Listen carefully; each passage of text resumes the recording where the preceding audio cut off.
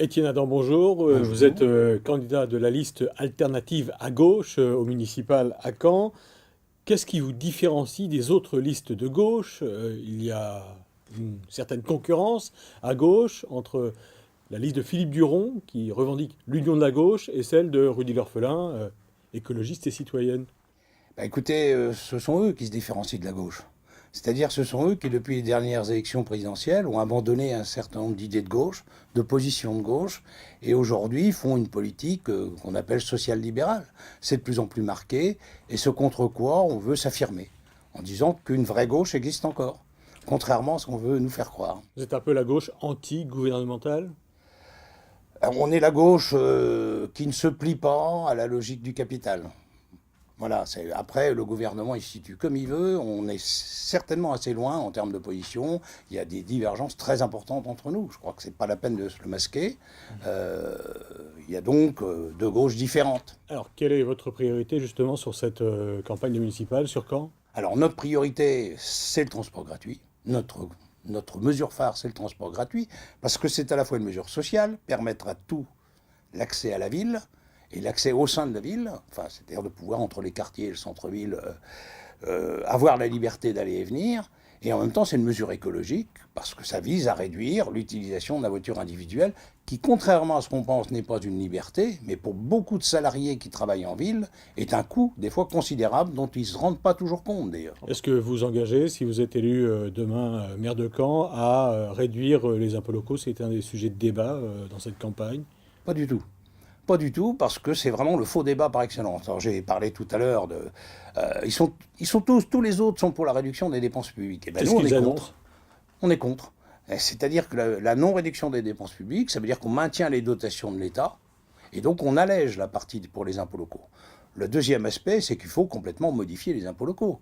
Il faut les modifier parce qu'il y a une réforme fiscale qui est annoncée par le gouvernement. Eh bien, profitons-en. C'est-à-dire fondons la taxe d'habitation sur les revenus et non pas sur une valeur locative calculée il y a 40 ans et qui est complètement disproportionnée. Je vous dis, ça coûte plus cher au chemin vert que dans les logements de luxe du centre-ville.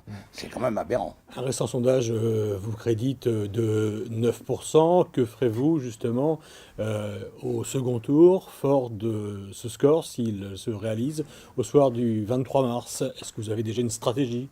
Absolument, on l'a écrit dès le début, les choses sont tout à fait claires, y compris qu'on fasse 9, qu'on fasse 8 ou qu'on fasse 10. C'est nous proposons une fusion de type démocratique avec les listes de gauche. Bon, parce qu'on n'a pas envie de voir la droite revenir.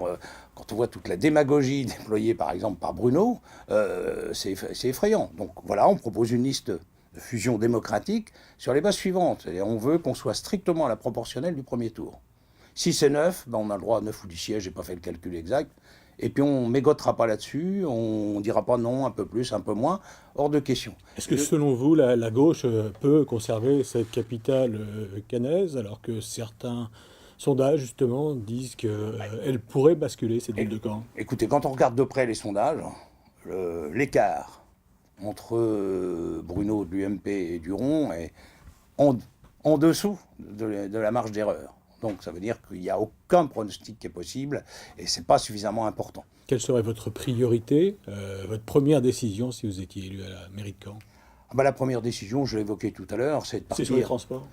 Bah, c'est relancer une dynamique de service public en partant sur le transport, en suivant sur l'eau quand même.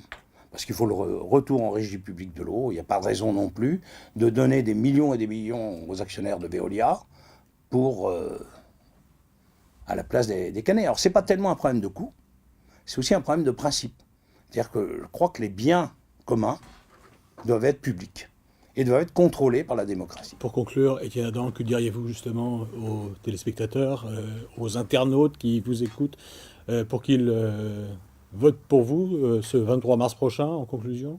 Ah bah, je leur dirais de ne pas se désintéresser, de ne pas s'enlever du champ politique, parce que ça les concerne directement, et qu'on ne pourra faire des choses qu'avec eux, qu'avec des mobilisations populaires.